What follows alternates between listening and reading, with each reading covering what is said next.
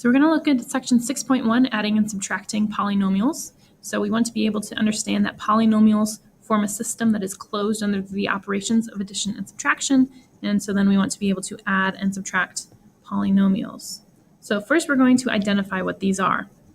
So polynomial function of degree n has its standard form of that mess right there. The key thing to recognize is the word polynomial. Poly means many. So a polynomial is going to have many terms.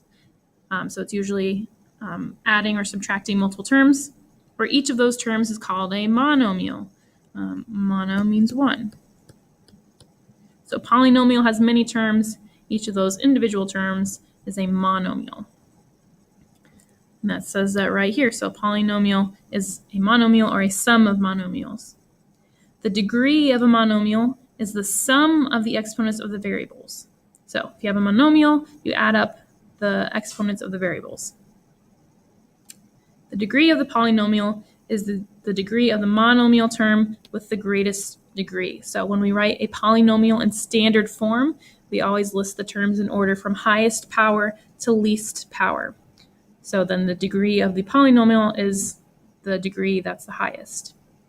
The leading coefficient of a polynomial is the coefficient of the term with the highest degree. So again, putting them in order from highest power to least power, the coefficient, the number in front of the variable with the highest power, is the leading coefficient. So we want to identify the monomials. So again, a monomial is going to be one term. So things here like x cubed is a monomial, a squared bc to the 12th is a monomial, and 76. So they're all monomials, they're single terms.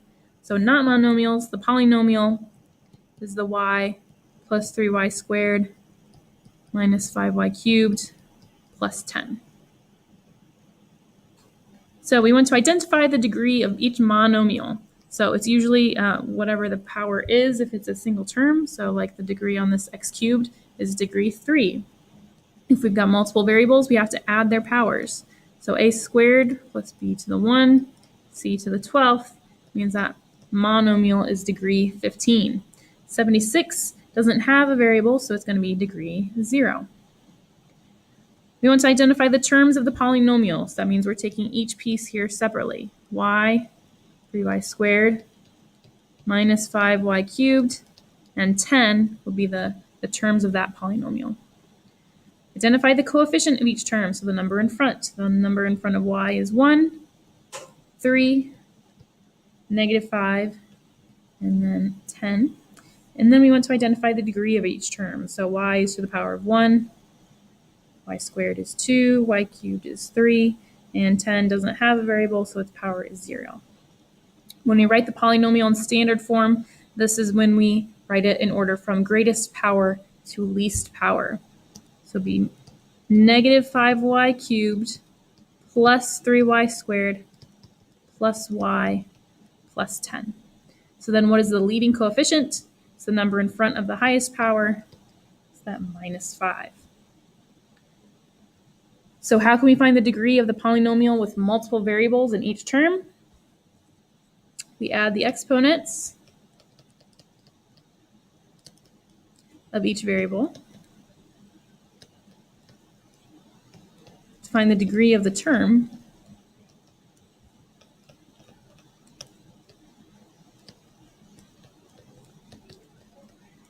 Then term with the highest degree is the winner.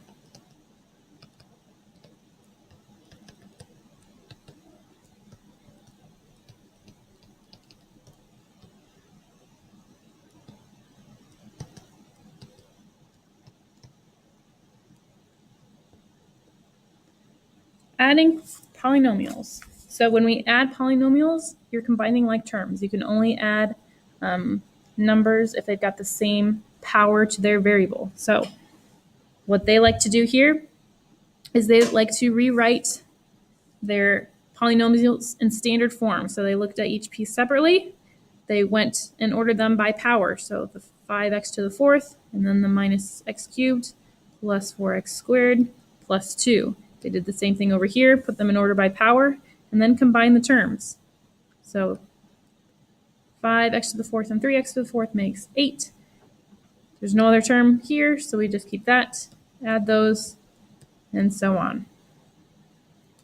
So if we look at this example for B, rewriting them in order, they've already done that for us. So looking here at the x to the fourths, those are the higher power. Combining those terms, we got 6 and minus 7. Looking at the cubes, we'll have that negative 18x cubed plus the 2x cubed. Next we have just the x's, 10x plus x minus 2 and then plus 5. Combining the like terms, 6 minus 7 is negative 1x to the fourth. Negative 18 plus 2 is the negative 16. 10x plus x gets us 11x. And negative 2 plus 5 gets us 3. Is the sum of two polynomials always a polynomial? Yes. Yes, it is. So I don't always rewrite these. I more just look in the order of highest to lowest power as I go through. So highest power I see here is the x to the 7th.